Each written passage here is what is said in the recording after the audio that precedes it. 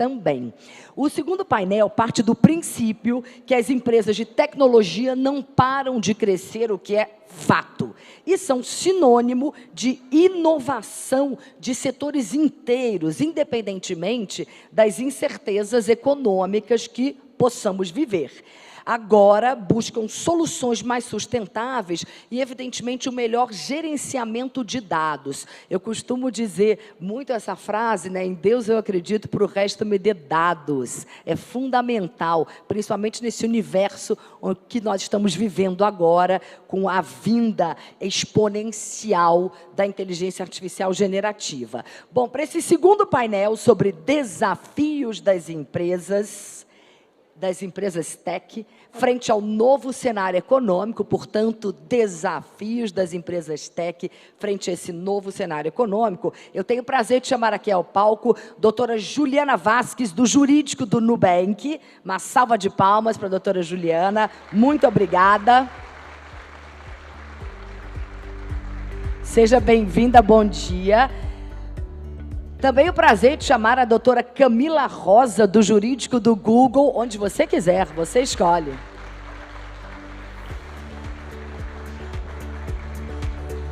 Ela vai chegar já já. Eu não sei se vocês pegaram um trânsito, eu peguei um trânsito imenso vindo para cá. É impressionante, né? Caem 3 gotas, parece que as pessoas desaprendem a dirigir. Então, já já a doutora Camila estará aqui. Oh, já está aqui. Desculpa. Eu estava de costas para ela. Desculpa. A Amanda. Tá bom. Desculpa, doutora Camila. Na verdade, a Amanda Garcia, que é do Jurídico da Expedia, que está a caminho. Está presa no trânsito. E doutor Paulo Soares, que é sócio da LBCA. Seja bem-vindo.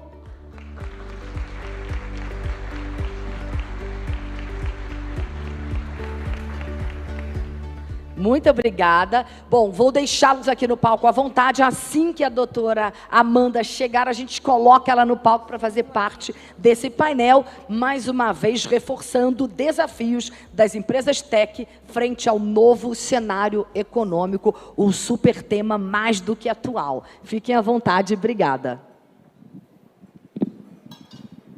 Olá, pessoal. Bom dia a todas e todos. Primeiramente, é uma grande alegria ver todos vocês aqui, amigos, colegas aqui presentes, e falar depois do Dr. Solano, da doutora Patrícia, do Léo, é muito gratificante, mas é muito desafiador, porque trazer os desafios no novo cenário econômico para empresas de tecnologia, eu acho que transcende o que a gente tem para falar só sobre advocacia.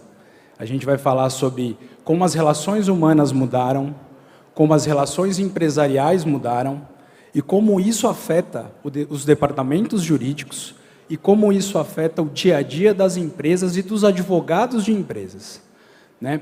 E aqui a gente tem expoentes, eu acho que, das empresas de tecnologia do meu lado. Então fica aqui o meu agradecimento para Camila Rosa, para Juliana Vasques, né, e para Amanda, que está a caminho, que vão trazer perspectivas. O que tem acontecido, como é que mudou o trabalho dentro das empresas diante desse novo cenário, onde cada vez mais a gente tem relações virtuais, onde a gente tem cada vez mais um volume de reclamações frente ao judiciário ou a outros canais, como a gente tem lidado com o tema de fraudes, né?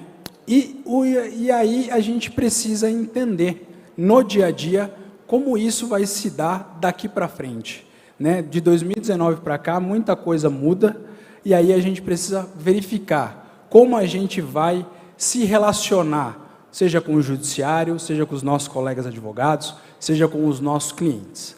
E aí eu passo aqui a palavra para a Camila Rosa para entender sobre a vertente de uma grande empresa de tecnologia, como tem mudado o trabalho do advogado, como isso tem atingido o dia a dia de um departamento jurídico e quais temas têm sido essenciais, né, de grande discussão, né, para o dia a dia de uma empresa como o Google. Então, Camila, obrigado mais uma vez, a palavra é sua. Obrigada, Paulo. Eu queria começar agradecendo o convite. Para quem não sabe, o LBCA foi a minha casa por 5 anos, então eu queria começar falando que eu fico muito orgulhosa de poder estar aqui hoje, de celebrar os 20 anos. Eu participei de várias outras celebrações, então é uma honra para mim poder estar aqui hoje e conversar sobre tantos assuntos relevantes para nós na advocacia. Doutora Camila, posso te interromper um minutinho só? Porque a gente vai chamar, então, a doutora Amanda Garcia, que ela chegou, é do jurídico da Expedia. Então, vamos, uma salva de palmas aqui, tudo bem? Uma salva de palmas para ela. Nós já explicamos que todo mundo sabe, pegamos trânsito, né? Chove em São Paulo, as pessoas parecem que não sabem dirigir, mas fica à vontade, desculpa, por favor. Imagina, não tem problema nenhum. E quando o Paulo me fez esse convite, eu fiquei ali pensando nos vários desafios que a gente tem, quais seriam os temas interessantes para trazer do ponto de vista do Google. E eu quis trazer um tema que eu gosto muito, ele é um pouquinho controverso, mas eu acho que é muito relevante, principalmente quando a gente pensa em tecnologias, em transposição do mundo físico, do mundo offline para o mundo digital. Então, quero conversar um pouquinho com vocês sobre a parte de anúncios. Para quem não sabe, né, todo mundo sabe, mas o Google tem a plataforma Google Ads, que são os famosos links patrocinados. Então, quando você faz uma busca no Google, aqueles primeiros resultados acompanhados da palavra anúncio são os links patrocinados, e a gente tem uma série de discussões que advêm dessa ferramenta. Acho que o Google Ads ele trouxe aí uma revolução para o mercado de anúncios. Antes disso, o que a gente tinha eram anunciantes, empresas que precisavam comprar um tempo de comercial na televisão, uma página de jornal, uma folha na revista. Se investia muito sem saber se você ia atingir o público que tinha interesse pelo seu produto, que realmente poderia comprar o seu produto e que aquele investimento teria retorno. E com o Google Ads, isso mudou. Então, para quem nunca criou uma campanha no Google Ads, você consegue escolher quanto você quer gastar, para que público. Então, eu quero só do link patrocinado, em que marcas registradas não podem ser utilizadas no texto do anúncio, mas elas podem ser utilizadas como um critério de busca. Ou seja, você digita ASICS, eu comecei a correr, então todos os meus exemplos são de corrida, pessoal. Você digita ASICS e você vê tênis da Roca, tênis da New Balance e assim por diante. Nós não permitimos esse uso de marca no texto do anúncio. Nós entendemos que isso não é legítimo, que pode causar confusão ao consumidor, que há um uso indevido da marca e etc. Mas nós permitimos o uso da marca como um critério de busca. Então, que o consumidor não vê, ninguém vê, mas quando você digita, você vê lá esse anúncio. E aí, aqui, eu queria trazer para o mundo físico. Quando você vai ao supermercado, e você pergunta para o funcionário, onde eu encontro o molho de tomate da marca Pomarola? Ele leva você até a gôndola e você vê Pomarola, Barilla, Quero, Elefante, e assim vai, todos juntos. Os mercados, inclusive, fazem contratos. Você pode pagar para você ficar do lado de uma marca específica, para que a sua marca esteja ali, ó, no meio, com a marca que é a mais vendida, e que com isso você tenha mais chances de entrar na casa do consumidor. E isso é bem visto. Não existe uma discussão, todo mundo aceita. Quando você acha uma droga Raia, você tem do lado uma Drogazil, uma Drogaria São Paulo. Onde você tem um Burger King, você tem um Mac. Onde você tem um Banco Itaú, você tem um Banco Bradesco. Ou seja, todas essas práticas que são aceitáveis e que são legítimas no mundo físico. E que está tudo bem, é benéfico para o consumidor, é benéfico para o mercado. No mundo digital, não é a discussão que a gente tem visto. Então, na verdade, a gente tem visto aí detentores de marca que entendem, primeiro, né, que esse uso da marca ele é absolutamente mais ninguém pode, de nenhuma forma, tocar, vamos dizer assim, né, tocar naquela marca, e que tentam duas coisas, eu acho, diferentes que a gente quer trazer. Né? Primeiro, então, esses detentores de marca se utilizam ali do mecanismo de Google Ads, bidando, né, a gente fala no termo do concorrente, até que ele atinja um topo, até que ele atinja a relevância, e aí, quando ele atinge, mais ninguém pode. Aí ele vai para o judiciário, diz que esse uso é indevido, que é uso parasitário da marca, que causa confusão ao consumidor, que é um emprego de um meio fraudulento e que mais ninguém pode utilizar, né? E nós temos visto aí todas as discussões, então, que têm acontecido no judiciário em razão dessa proteção excessiva à marca. Então, nós já tivemos um momento em que apenas se dizia que sim, era um uso indevido da marca, e por isso não poderia ser utilizada a marca de terceiro no Google Ads. Hoje a gente tem uma discussão, tudo bem, não é um uso indevido da marca, mas eu entendo que causa confusão ao consumidor. Mas causa mesmo? Está escrito, anúncio, patrocinado. Né? Todo mundo vê ali que aquilo é um anúncio, não é um resultado orgânico da busca. Realmente são pessoas que pagam, e o consumidor ele é capaz de entender isso. Você tem 3, 4 resultados, e quando você busca, você não é obrigado a entrar no link, você não é obrigado a comprar daquela marca de terceiro que você encontrou, são opções. E aí eu fico pensando do impacto, seja de mercado, seja de consumidor, que nós vemos de impedir esse uso. Então, para o consumidor, você deixa de ter opções. Acho que na internet a gente vê muito isso. Você nem sempre lembra, então, pensando aqui no tênis de corrida. Ah, tem o Vaporfly, mas eu não sei qual é a marca, mas eu sei que ele é bom e eu quero achar outros similares. Então, eu coloco ele ali no Google Search, né? Eu quero pesquisar. E aí, todos aqueles resultados vão me ajudar a entender. Ah, tem outro tênis, tem um tênis que tem a placa de carbono, outro não tem o da ASICS, da Adidas, etc. E, com isso, o consumidor ele pode tomar uma decisão muito mais assertiva a respeito do que ele quer, entre preço, qualidade, impacto, resultado e todas essas coisas. Pensando em mercado, o novo, como o novo produto entra no mercado? Ele realmente, eu sou um novo refrigerante. Eu vou no mercado, eu quero ficar do lado da Coca-Cola. Eu quero que as pessoas que compram Coca-Cola achem a minha bebida. É assim, e é legítimo, e não é um problema. Então, você impedir este uso e você achar que essa tecnologia é uma tecnologia que ela confunde o consumidor e que ela teria um impacto negativo para o consumidor, na verdade, eu entendo como o contrário. A gente tem, de um lado, um consumidor que não tem todas as informações que ele poderia ter sobre mercado, acerca de um determinado produto que ele busca, e também um impacto de concorrência, de livre concorrência, né, de entrada de mercado, e todas essas questões. Então, a gente tem visto, a gente vê muito no Google acho que há uma dificuldade, muitas vezes, da gente transpor do mundo físico para o mundo digital, né? Acho que óbvio que a gente carece aí, talvez, de alguma explicação um pouco mais clara, alguma questão na legislação que deixa um pouco mais claro quando a gente fala do mundo digital, mas a verdade é que a gente já tem Código de Defesa do Consumidor, a gente já tem a Lei de Propriedade Intelectual, a gente já tem Código Civil, e todas essas leis elas são capazes de proteger e de tutelar e abarcar essas discussões.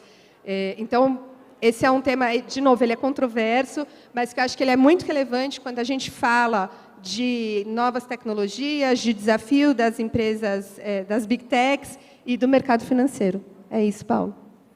Tá bom.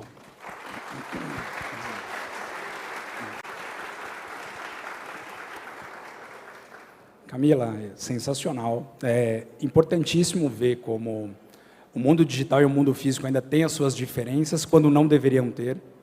E eu acho que a gente está presente aqui com um grande entrante do mundo bancário, que é o Nubank.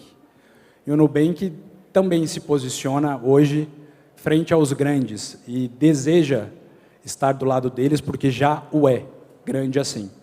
E também tem desafios dessa forma com os seus consumidores, com os seus concorrentes, né? Tenho certeza que se utiliza do Google para também se posicionar no mundo digital. E aí eu queria ouvir um pouco da Ju.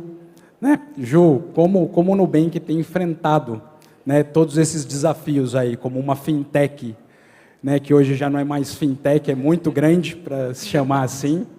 Tem hoje grandes desafios, como os grandes bancos têm, mas eu tenho certeza que tem muita inovação, tem muita tecnologia para trazer soluções diferentes do que os grandes bancos hoje oferecem para os seus clientes. Alô? Com certeza. Bom dia, Paulo. Bom dia, pessoal. Bom dia a todos. Queria agradecer pelo convite. Se vocês me permitem fazer uma rápida autodescrição. Então, eu sou uma mulher branca, estou vestindo uma camisa branca, um colete preto, um blazer preto, sapatos pretos. Acabei de perceber que eu estou usando tudo preto, não é um dia de luto. Também tenho cabelos escuros, que tem aqui um comprimento médio, vão até um pouquinho depois da altura dos ombros, e olhos verdes. Acho que a Camila trouxe para a gente aqui um dilema super comum entre duas empresas que atuam, claro, no setor de tecnologia, mas em ramos, de certa forma, um pouco espaçados. E é verdade, realmente, o Nubank, até eu tinha anotado aqui, né, uma das minhas anotações era que o Nubank é conhecido, ele é visto como o grande precursor das fintechs bem-sucedidas, né, mas hoje em dia a gente tem fintechs em várias categorias, a gente tem de empréstimo, a gente tem de financiamento. Naturalmente, o Nubank atua em várias dessas frentes, em várias dessas categorias. Mas acho que eu imagino que a grande maioria aqui já saiba, mas fintech é o termo que a gente dá para aquelas startups ou para aquelas empresas que utilizam tecnologia e se utilizam de ferramentas tecnológicas para oferecer serviços financeiros, soluções financeiras para a população. Então, na linha, né, temos as categorias de pagamento, de crédito, de financiamento, de seguros. Então, hoje em dia, você tem uma gama muito grande, muito maior do que só o cartão de crédito roxinho que a gente conhecia há 10 anos. Né? E as fintechs estão incluídas num ambiente extremamente regulado, num setor que é muito difícil. Então, quem diria que há 10 anos alguém ousaria se voltar contra os bancões para fazer qualquer coisa, ou mesmo se tentar encontrar ali alguma lacuna nas regulações do Bacen para trazer uma inovação que fosse bem vista, né, pelos órgãos reguladores e pela sociedade civil, e não visto como, enfim, calote. Acho que esse era o grande desafio da época. E o Bacen vem tentando acompanhar. Né? A gente tem aqui uma série de regulações que foram criadas desde que o Nubank nasceu e se desenvolveu, e outras empresas também, outras startups também surgiram no meio do caminho. E um dos grandes desafios do Bacen, assim como de todo o setor, que é o que acho que está todo mundo querendo saber aqui, né? Como prevenir e combater fraudes e golpes. Então, quando o Paulo me convidou para fazer parte desse painel, eu falei, tá bom, vou trazer desafios da regulação. Ninguém quer saber de Bacen. Vou trazer desafios de, retenção de talentos. Ninguém quer saber. Todo mundo quer saber de fraude, combate à fraude e prevenção. Então, nessa frente, eu acho que a gente precisa trazer voltando um pouquinho, né? Então, lá atrás, quando essas empresas começaram a surgir, era uma coisa completamente diferente você acessar esses serviços exclusivamente pelo meio digital, pelo meio tecnológico. Então, você deixar de ter que se deslocar até uma agência bancária, você ser tratado como um criminoso, esqueceu a moedinha no bolso, se ferrou. Né? Você tem que colocar todas as moedinhas, o guarda-chuva, a chave, o celular, para conseguir passar pela catraca giratória, lá pela porta giratória, e perde tempo se deslocando até a agência, perde tempo sentado, esperando, perde tempo para sair de lá, talvez só com um númerozinho de agência e conta. O seu cartão nem veio ali na hora, seu cartão só vai chegar dias depois na sua casa. Então, e no dia seguinte, vamos supor que a gente tem aqui uma pessoa de classes C, D e E. Essa pessoa perdeu um dia inteiro de trabalho para abrir uma conta para receber o salário dela, e no dia seguinte ela foi demitida porque ela perdeu um dia de trabalho. Então, foi nesse contexto de certa forma, resignação que o Nubank e outras fintechs também surgiram. Então, acho que o grande diferencial foi o próprio cadastro ser feito de forma digital. É claro que as outras instituições também tiveram, desde sempre, aqueles seus aplicativos, onde você fazia transferências, Mas mesmo os bancos tradicionais tendo essas ferramentas, elas não eram muito bem difundidas, né? Você ainda tinha muita gente indo até o banco para pagar conta. Então, para pagar conta, para fazer essa transferência, para pagar seus boletos, para fazer depósitos.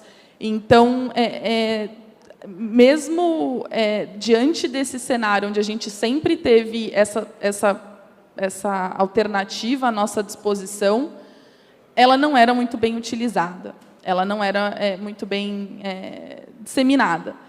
Tanto é que informações oficiais do Bacen mostram que, até antes da pandemia, nós tínhamos aproximadamente 30% de pessoas que não tinham um relacionamento ativo com o banco. Então, e durante a pandemia, esse número subiu para 96%, porque, naturalmente, as pessoas não tinham opção de se deslocar até uma agência. E, hoje em dia, esse número reduziu de volta, está em torno de 90%, que, óbvio, é um índice ótimo, mas nós ainda temos 10% da população, e, naturalmente, a população marginalizada, classes C, D e E, que não tem um relacionamento ativo com o banco. Então, mesmo com toda essa inovação, com todos esses diferenciais que as empresas de tecnologia, fintechs, trouxeram para o mundo moderno, nós ainda temos pessoas que não têm acesso a isso, não têm acesso a serviços básicos, como serviços financeiros. Então, tudo isso reflete não só, óbvio, os grandes avanços que as fintechs trouxeram, mas a dificuldade que as pessoas têm de ter acesso a esses serviços e a relevância das fintechs para o Brasil, e, enfim, para o mundo inteiro, obviamente, América Latina e Brasil, que são países... América Latina e o Brasil, que é um país emergente e precisa muito desse serviço. E, dito isso, eu não estou aqui só para vender o Nubank, estou falando das fintechs em geral, vem a grande pergunta, né? A gente conseguiu atingir, teve um grande avanço, então, hoje em dia, a gente tem grande parte da população bancarizada, claro que todos os dias esses serviços vão sendo aprimorados, mas, com todos esses benefícios, quais são os próximos capítulos, quais são os próximos passos, como é que a gente continua... Como é que esse setor continua crescendo e florescendo? Acho que a impressão que grande parte das pessoas tem é que a facilidade de se abrir uma conta implica insegurança. Na verdade, é o contrário, né? A tecnologia é utilizada em prol da segurança do usuário, do cliente. Então, aqui o que a Camila falou também no mundo real, o mundo físico e o mundo digital, né? Eu tenho uma visão completamente diferente do que também foi trazido aqui. Eu acho que a facilidade não é um sinônimo de insegurança, e sim de praticidade, de desburocratização, e a tecnologia é utilizada em benefício disso. Mas, para que a gente consiga pensar, né, nos próximos passos e nos desafios, exclusivamente olhando por essa vertente de combate e prevenção à fraude, eu entendo que a gente tem que analisar aqui as três vértices, né, os três elos desse tripé que fazem parte desse ecossistema. Então, de um lado, a gente tem as empresas, as startups e empresas já, enfim, bem consolidadas, como é o caso do Nubank. As empresas precisam continuar desenvolvendo, precisam continuar utilizando a tecnologia para fazer com que o cliente continue sendo bem informado, consiga tomar decisões informadas, e a gente precisa fornecer as ferramentas para o cliente conseguir se proteger e conseguir garantir a segurança do seu patrimônio, da sua conta, enfim, do seu produto, do seu serviço, do serviço que ele contratou. Então, como que a gente pode fazer isso na prática, né? Como que o setor pode fazer isso na prática? Sem dúvida, o custo de aquisição do cliente é um custo que hoje em dia não pode mais ser flexibilizado, né? Teve um período aí em que a ideia era trazer pessoas para dentro, não exclusivamente no setor de fintechs, mas em tecnologia em geral. A gente quer trazer gente para dentro, CPFs no cadastro. E, hoje em dia, isso não é mais uma realidade, especialmente no setor de fintechs. A gente não quer reduzir, não quer mitigar, não vai cortar o custo de aquisição do cliente. Isso é algo que a gente tem que investir. Nós temos que garantir que o CPF que está se cadastrando, que está querendo adquirir um produto ou um serviço financeiro, é um CPF válido, é um CPF legítimo, aquela pessoa é titular daquele CPF, então vai mandar o documento frente e verso, vai fazer a selfie, vai fazer digital, biometria, enfim. Eu acho que isso fica mais pelo time de growth, de crescimento da empresa, mas essas ferramentas precisam existir. E uma vez que o cliente já está na base, né, a gente utilizar a tecnologia para o QIC, para o Know Your Client, para conseguir monitorar ou ter pelo menos algum gatilho. E essa conversa, na verdade, esse ponto específico é antigo. Gatilhos que sejam ativados quando você tem uma transação atípica. Acho que esse é o grande dilema do judiciário na hora de responsabilizar as empresas desse setor. Então, do lado das empresas, a tecnologia é de suma importância para que a gente consiga fazer com que os clientes se sintam seguros e tenham consciência de que aquela conta dele está protegida. E aí, trazer um exemplo, assim, tá bom, tem que usar a tecnologia a seu favor. Beleza, Juliana, e o que você quer dizer com isso? Também não estou aqui no intuito de fazer propaganda, mas acho que uma ferramenta super bacana que foi trazida pelo Nubank mais recente foi o tal do modo rua. Então, você cadastra redes de Wi-Fi confiáveis para você e você estabelece limites de Pix dentro e fora dessa rede. Então, essa foi algo revolucionário, super inovador, uma demonstração da tecnologia sendo utilizada em prol do cliente, em prol do consumidor, para que ele decida o que fazer com isso. Assim, a gente não pode tratar o consumidor como um bebê. O consumidor ele tem poder de autodeterminação. Eu estou te dando essa opção, o Bacen também dá essa opção, você estabelecer limites de Pix diurno e noturno. Então, cabe ao cliente saber o que fazer com isso. E a gente entra também aqui um pouco no dever de informação. Então, acho que esse é o primeiro lado, eu já estou encaminhando aqui para o final. O segundo vértice, a gente tem os órgãos reguladores, naturalmente. Então, eles vão aprendendo com o setor, eles vão aprendendo também junto com essa inovação e vão criando ali alguns princípios basilares, algumas regras basilares que para as fintechs e para as empresas de tecnologia se basear. Então, vou trazer aqui um exemplo também na linha do combate à fraude. A gente tinha, em agosto de 2020, surgiu a regulação do Pix. E, na época, para vocês terem uma ideia, o Bacen mesmo não previu um fluxo de contestação de transações fraudulentas. Isso só veio em junho de 2021. Então, mais de um ano depois, o Bacen falou, putz, é verdade, temos aqui algo que a gente precisa fazer a respeito, porque o Pix é uma transferência imediata, você fez, acabou, não tem choro nem vela, e a gente precisa adotar aqui um fluxo que as instituições possam adotar para prevenir e combater, prevenir antes do golpe ser aplicado, enfim, ser bem sucedido, e depois para fazer remediar de alguma forma, conseguir reaver esses valores de alguma forma. Então, acho que isso também é um ponto super importante do segundo ponto ali do tripé. E, por último, mas não menos importante, inclusive, eu ouso dizer que é o mais importante, é a sociedade civil. Então, não adianta as empresas terem todas essas ferramentas, não adianta os órgãos reguladores preverem fluxos para a gente e trazer informação para a população, se a sociedade não souber utilizar bem, não se utilizar bem dessas ferramentas. Então, a gente sabe que as tentativas de golpe sempre existiram e vão continuar existindo. Acho que, inclusive, esse é o custo Brasil do setor, né? Você já entra no mercado sabendo que você vai ficar correndo atrás de fraudador o tempo todo. E desculpa, perdi aqui da meada, eu estava falando de fraudador. E, assim como no mundo físico, acho que todo mundo aqui lembra do tal do golpe da entrega da maquininha, do cartão para o portador, né? Então tem um portador aí, seu cartão foi clonado, para ele ficar seguro, eu vou mandar um portador para sua casa. Esse golpe é antigo, eu ouso dizer que ele está sendo reciclado, porque a gente já continua vendo, acho que conforme pessoas que eram desbancarizadas vão sendo inseridas nesse setor, os fraudadores vão reaplicando golpes antigos. Assim, é uma facilidade absurda e é uma criatividade imensa.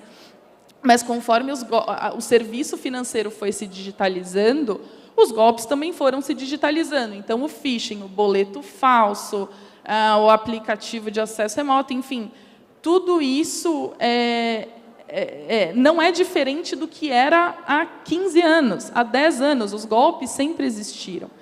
E aqui, eu acho que nessa frente, o judiciário em si, às vezes, ele precisa ter um pouco de sensibilidade para lidar com esses problemas. Porque, num primeiro momento, eles entendem que alguém tem que pagar a conta e qual que é o elo forte? É a instituição, é o prestador de serviço, então vamos colocar a conta para ele pagar, porque alguém precisa pagar o pato. Só que conforme os golpes vão ficando batidos, ou ultrapassados, ou envelhecidos, o judiciário tende a mudar o entendimento.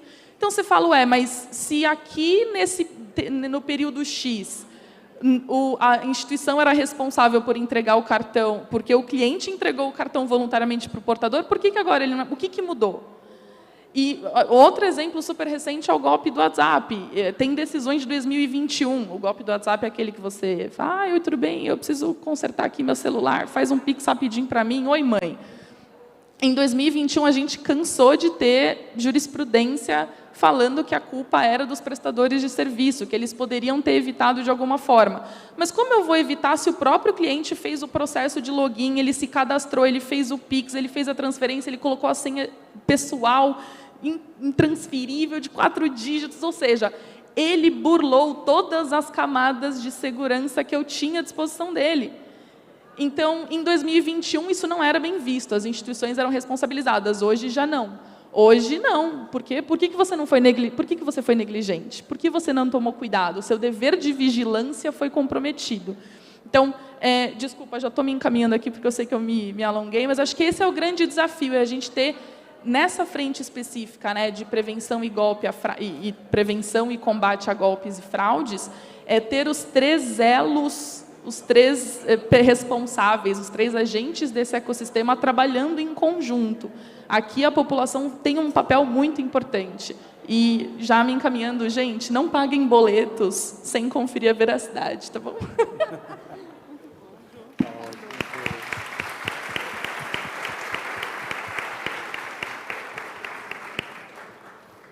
Juliana, obrigado. Eu acho que tem muita coisa mesmo que tem sido reciclada em termos de golpes.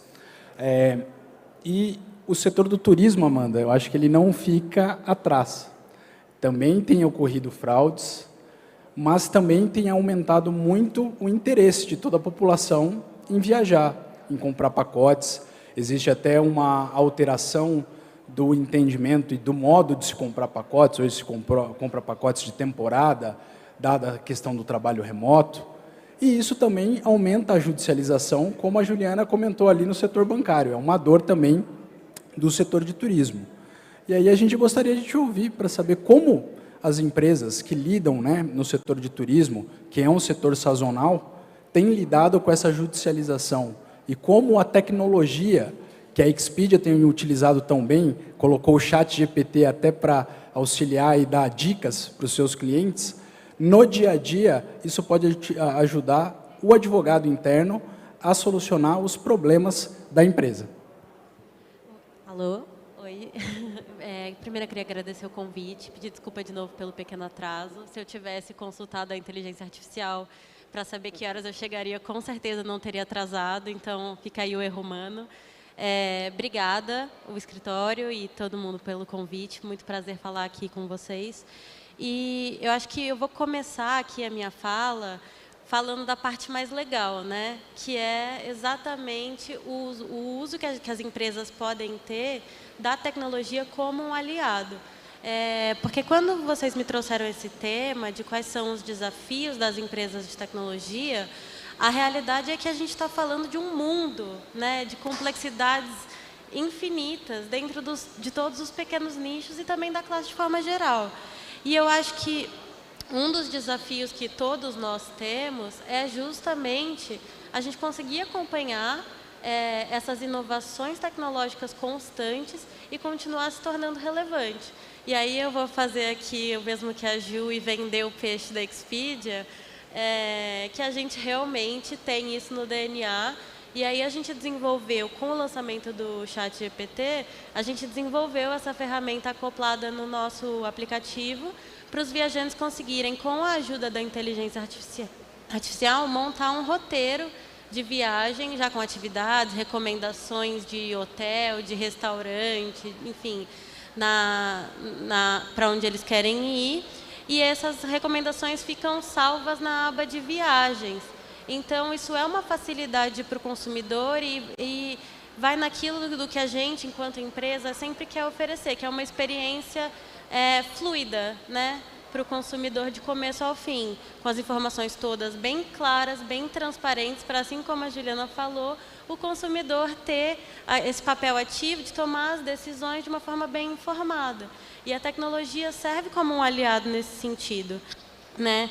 Então, a gente desenvolveu isso do lado B2C, né, para os clientes, consumidores finais, mas a gente também tem, assim como todas as outras empresas aqui, essa tecnologia imbuída no nosso sistema operacional e na forma como a gente conduz uma série de aspectos do nosso negócio. Então, tem inteligência artificial nos buscadores. Quando o consumidor entra no nosso site, faz a busca, a inteligência artificial e o machine learning que vão avaliar todas as variáveis que a gente tem para poder dar os resultados mais pertinentes para aquilo que o cliente está buscando.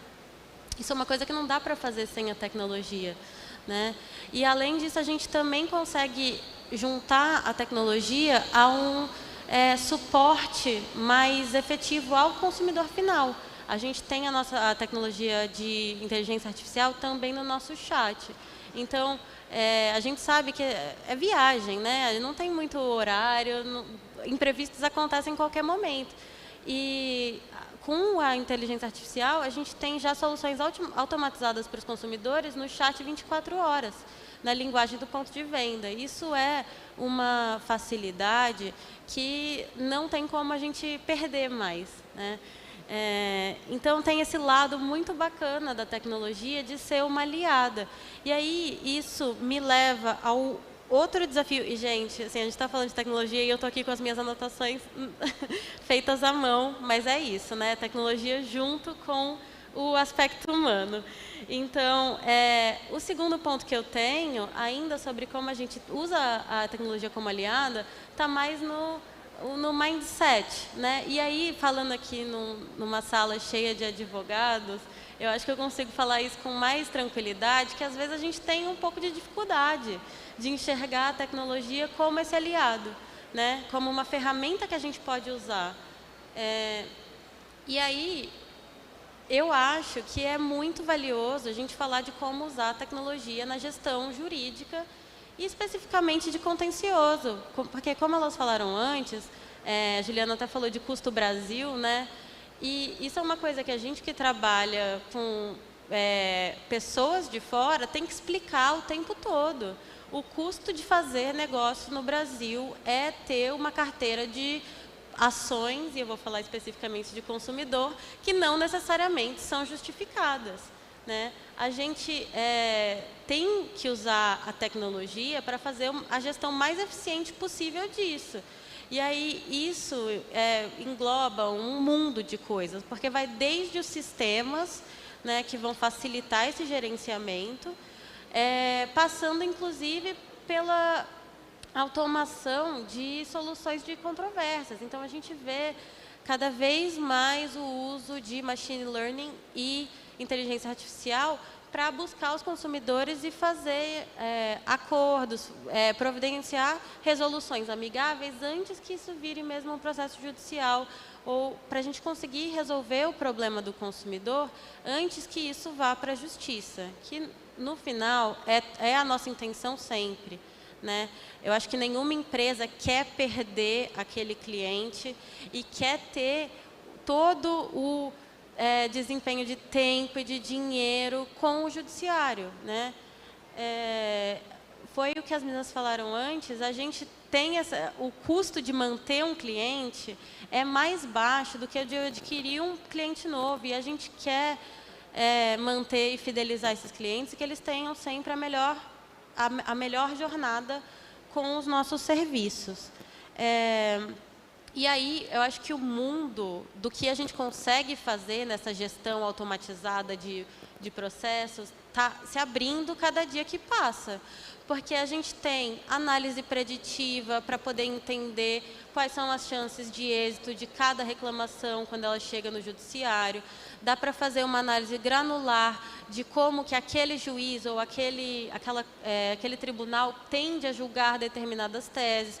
A gente consegue usar inteligência artificial para mapear quais são as reclamações que estão sendo mais recorrentes, para a gente daí fazer o trabalho que efetivamente é preventivo, de voltar no nosso produto e no nosso serviço e ver o que está dando errado, para a gente poder corrigir e isso não voltar a acontecer. Então, isso é muito valioso, né? E eu não sei como eu estou de tempo, mas eu ainda tenho mais uma coisinha para falar, que é...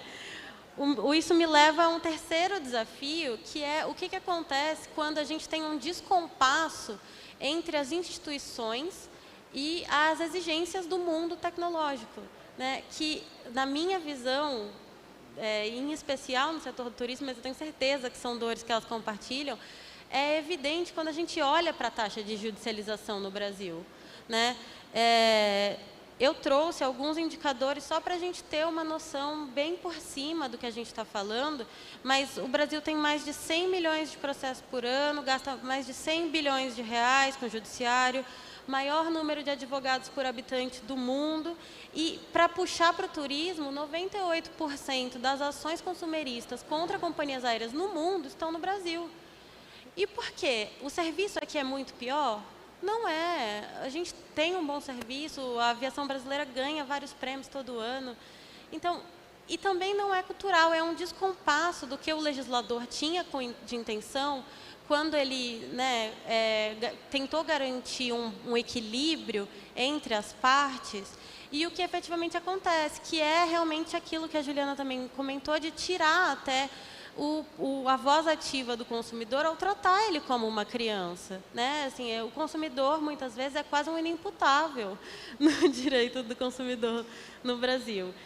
E isso não é bom para a gente, não é bom para o judiciário, né? A gente começa a ter uma série de ações aí que poderiam ter sido evitadas, poderiam ter sido resolvidas antes.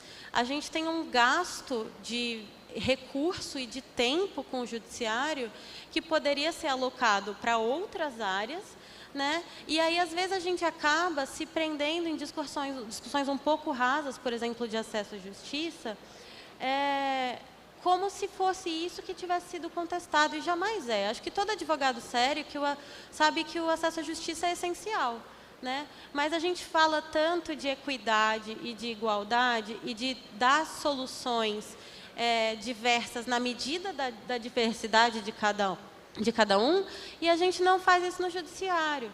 Então, às vezes, quando a gente vai olhar o perfil do litigante, a gente sabe, principalmente eu estou falando aqui, né, turismo, direito do consumidor, a gente sabe que não são as classes C, D e E necessariamente que entram com esses processos, mas são elas que estão pagando o preço, né, depois. Então, eu acho que a gente precisa modernizar também a discussão que a gente tem em torno das instituições e como elas lidam com essas mudanças e com as empresas de tecnologia de forma geral. Acho que era isso. Obrigada.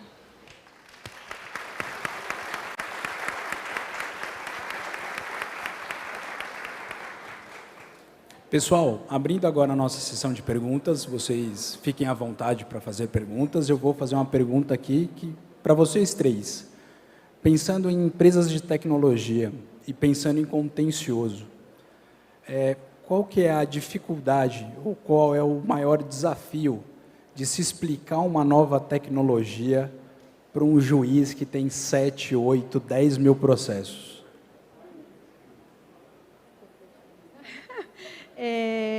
Acho que é uma grande dificuldade. Realmente, Paulo, a gente... Principalmente porque eu acho que muitas vezes tem coisas que até nós temos dificuldade, certo? Mesmo a gente que vive aqui tecnologia, que respira tecnologia o tempo inteiro. Então, eu sempre penso na minha mãe. Minha mãe tem 60 anos. Várias conversas que eu tenho com ela, ela fala assim, mas eu não entendo isso. Então, eu sempre penso isso, né? Como eu poderia explicar para ela qual é a melhor forma da gente fazer isso?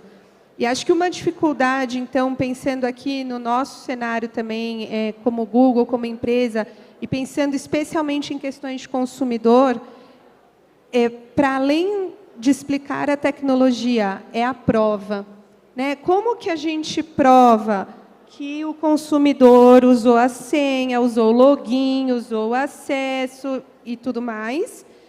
É uma prova unilateral, certo?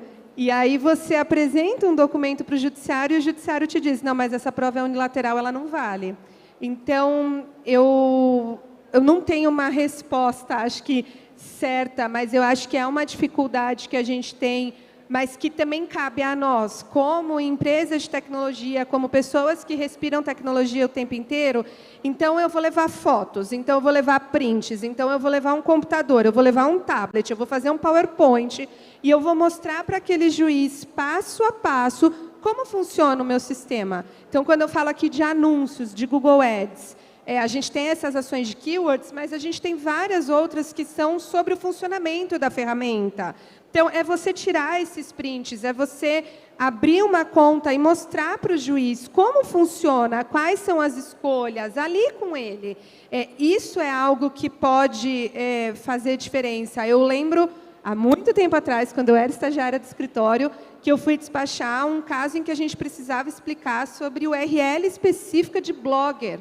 E é você explicar, olha, como se a página, como se o blog fosse a revista. E cada post é uma página específica da revista, que contém uma informação diferente. Então, acho que é difícil, mas que a gente precisa cada vez mais ser capaz de mostrar e explicar para esses julgadores, que talvez não tenham essa vivência, o passo a passo e como realmente funciona. Então, vamos despachar, vamos bater na porta, vamos levar material e vamos mostrar um pouco mais como as coisas funcionam.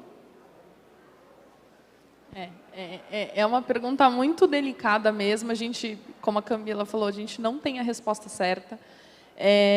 Eu acho que um dos pontos que a gente enfrenta aqui muito no setor de fintechs é o dilema do mundo moderno. Tudo bem, eu fui lá, mostrei o print, ele fez a transação, ele colocou a senha, o dispositivo que ele autorizou.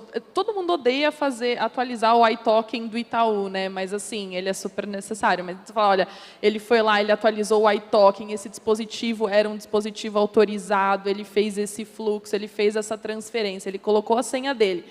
De novo, ele burlou todas as minhas etapas de segurança. Então, esse é o dilema do mundo moderno. Aí vem o juiz e fala, tudo bem, mas essa transação ainda estava fora do perfil dele, então por que você não proibiu? Aí, se você veta, se você de alguma forma bloqueia essa transação, o juiz fala, tudo bem, mas aí tem dano moral, porque ele estava lá no mercado querendo fazer a compra no atacadão, e você não deixou ele fazer a compra dele. Então, assim, fica um dilema, não tem resposta certa. O judiciário vai sempre se queixar de alguma coisa. As empresas nunca vão agir do jeito correto.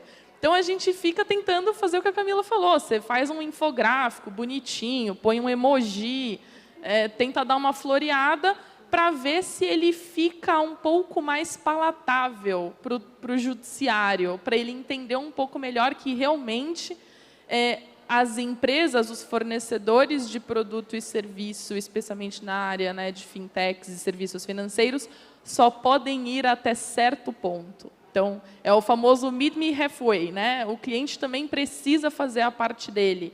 E depois sair processando porque ele tentou passar o cartão 2 vezes e não conseguiu, e é 10 mil de dano moral porque eu passei vergonha para a caixa do mercado.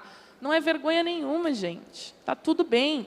Mas como é muito fácil você acessar o judiciário, tudo vira motivo para você entrar com uma ação e pedir um dano moral. Então, os problemas das telas sistêmicas a gente tem, é idêntico, é uma dificuldade muito grande, mas é o despachar, é o tete-a-tete com o juiz na cara dele, é pegar os casos que você acha que compensa brigar, porque é o que a Amanda também falou, você não quer você não quer perder o seu cliente, você não quer que ele cancele a conta e deixe de utilizar os seus serviços. Então, você tem que escolher muito bem quais são as teses jurídicas pelas quais você vai brigar e vai tentar subir isso até os tribunais superiores, casos que realmente sejam emblemáticos ou que custem muito dinheiro para a companhia ou que tenham uma tese muito controversa que você precisa sedimentar e ir atrás do julgador, do relator, da turma, enfim, e tentar fazer o seu trabalho. Acho que esse é um grande desafio dos jurídicos internos, especialmente a gente aqui que atua na área de contencioso das empresas. Eu acho que elas falaram tudo, mas acho que realmente é muita persistência, porque a gente tem que entender, por um lado, que eles vivem uma realidade completamente diferente, e aí eles estão dando decisões com base em, às vezes, legislação que já não acompanhou as mudanças que a gente teve na tecnologia. Então, eu tento ser muito otimista e sempre dar aí o voto de confiança que a justiça vai chegar lá. Mas a realidade é que é muito frustrante e a gente tem que fazer esse processo de convencimento, de insistir em determinadas teses e de tentar ganhar o juiz explicando tudo de uma forma muito bem didática, com o cuidado de não expor questões da empresa que são segredos de negócio, que são dados delicados que podem ser depois utilizados por terceiros de uma forma incorreta, abusiva. Então, é um equilíbrio muito difícil. E o direito probatório no Brasil, eu acho que ainda está muito longe de evoluir até onde a gente precisa, porque a Camila falou de prova unilateral. E isso, a gente às vezes fica preso entre ou uma prova unilateral ou uma prova impossível, né?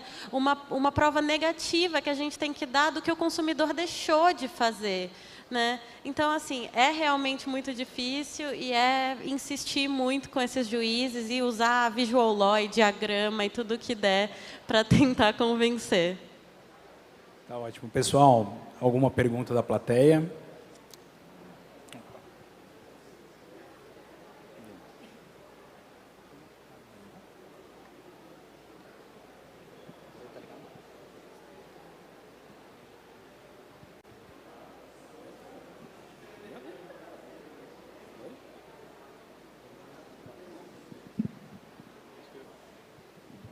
Bom dia, meu nome é Rafael, não sou da LBSA, estou aqui representando uma biofarmacêutica. Eu tenho uma pergunta para o Google. A minha pergunta é sobre acho que regulamentação. A gente tem a PL da fake news e tem o BARD. Foi liberado em 180 países, acredito, menos no Brasil, por conta dessa PL. Como que está isso hoje? Vai depender muito do resultado, se vai liberar ou não no Brasil. Como que vai ficar isso? Eu sei que é uma pergunta extremamente difícil, né, de responder, porque ela é bem atual e está em andamento, né? Mas a minha dúvida maior seria, se for a PL e ela for uma coisa que não seja bom para o Google não liberaria o BARD no Brasil. Tudo bem, Rafael? Obrigado pela pergunta. Rafael, eu acho que, primeiro, eu não tenho uma resposta para você sobre deixaríamos ou não deixaríamos de lançar, mas eu acho que aqui a gente fala menos de PL 2630. Como eu falei na minha exposição, acho que a gente já tem uma série aí de leis que são capazes de permear todas essas relações que a gente tem e que permitem que a gente faça uma série de estudos que a gente tem que fazer antes de lançar um produto. Então, é esse o momento que nós estamos, analisando legislação e etc., para daí decidir melhor momento de lançamento, como lançar e todas as questões que a gente precisa fazer, todas as análises que a gente precisa fazer antes de lançamento de qualquer produto.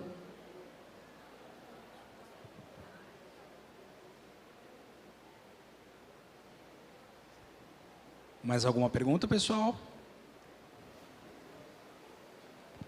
Olá, bom dia. Meu nome é José Carlos. Eu queria fazer uma pergunta para qualquer uma das três. Como profissionais do meio jurídico, eu queria saber, no meio jurídico de empresas de tecnologia, eu queria saber quais são os maiores desafios que vocês enfrentam quando a empresa decide lançar um novo produto que é desconhecido no mercado. Então, quais são os desafios que vocês enfrentam no dia a dia quando a empresa surge com uma nova tecnologia que o nosso meio jurídico não está acostumado? Obrigada pela pergunta. Bom, Antes do Nubank, eu tive a oportunidade de trabalhar também no setor bem disruptivo, na tecnologia, que é uma empresa de intermediação de transporte por aplicativo. Também é um setor não regulado, tem ali uma lei federal, tem um pano de fundo, né, um cenário, uma regulação básica, mas a gente tinha mais liberdade para inovar. Acho que na área das fintechs você fica bem mais limitado e faz sentido, porque a gente está a gente está lidando com o patrimônio das pessoas, né? Então, é natural que a gente tenha um cenário mais regulado, um pouco mais estrito. Mas nós, como jurídico interno, quando a gente vem quando as áreas internas de negócio vêm com uma ideia muito mirabolante, acho que o que a gente vai aprendendo conforme a gente vai trabalhando na carreira de jurídico interno nunca é não. Sempre a gente tem que dar um jeito de... Tudo bem, você me trouxe essa ideia desse jeito X, e se a gente fizer X, Y? E se a gente mudar esse ponto aqui que você está me trazendo para fazer dessa outra forma? Então, a gente não pode ser um deal breaker, a gente não pode barrar o negócio de evoluir, de inovar, até porque se a gente está falando de algo que tem lacuna na lei, o famoso que não é proibido, é permitido. Então, vamos ver como a sociedade se porta diante dessa ideia completamente inovadora e mirabolante e que você tirou da sua casinha. Então, aqui, a ideia é que a gente sempre seja um viabilizador do negócio.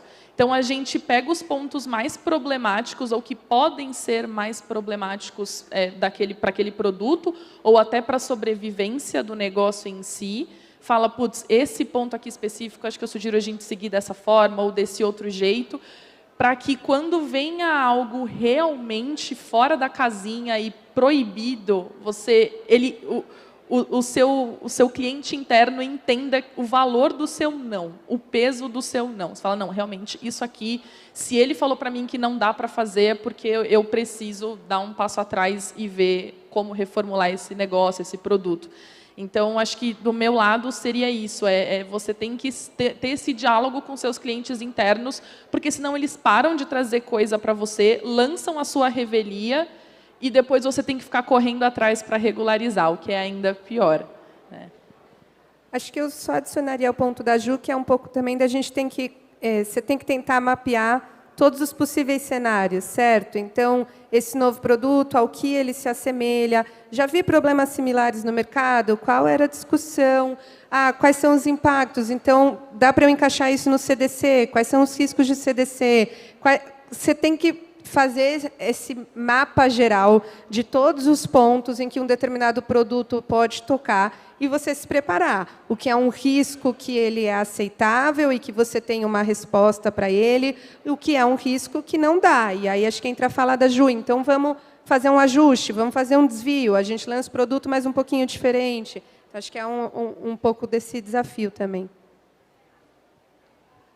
E eu acho também que elas falaram tudo, mas eu acho que a gente também sempre tem esse desafio de construir uma relação de parceria com as áreas de negócio, e é isso mesmo que elas falaram, o jurídico como um fomentador do negócio. A gente quer fazer acontecer de uma forma ética e legal.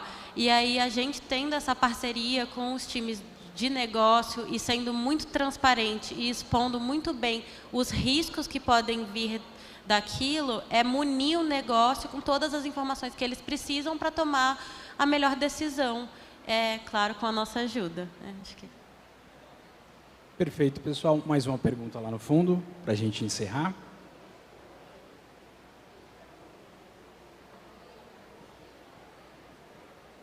Oi, pessoal. Meu nome é Laís. Foi ótima essa pergunta, porque vai dar bem o gancho para a pergunta que eu tinha para fazer para vocês. Tudo bem, vocês têm um produto que é inovador, que ninguém nunca olhou para isso, nada, veio do business interno. Mas e quando vem uma regulação sem pé nem cabeça, que não faz sentido com o produto? Por exemplo, indo para a linha do Nubank, que acho que é onde eu tenho mais familiaridade. A CVM regulou ativos digitais de uma forma assim, que para mim não fez sentido nenhum. Ela tirou completamente a essência do produto a ideia de você ter um blockchain, de você ter uma cadeia que não tem intermediários, né? Então a CVM fez um caos, assim. Como que vocês lidam com isso internamente, assim, principalmente o Nubank e o Google, né? Que acho que são mais impactados por esse tipo de regulação. Obrigada. Desculpa, seu nome? Laís. Obrigada, Laís.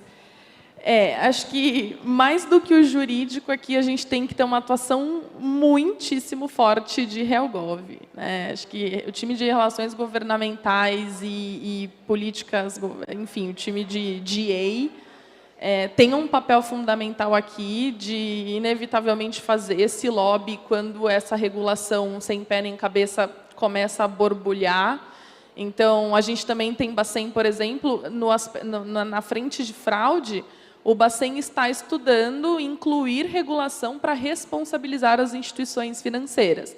Então, qual que é a função de Helgov aqui? Fala, não, pera, mas em que medida, qual a extensão dessa responsabilidade? A gente tem o Código de Defesa do Consumidor, a gente já tem uma série de leis e um ordenamento jurídico que já diz que eu sou responsável em X, Y, Z cenários.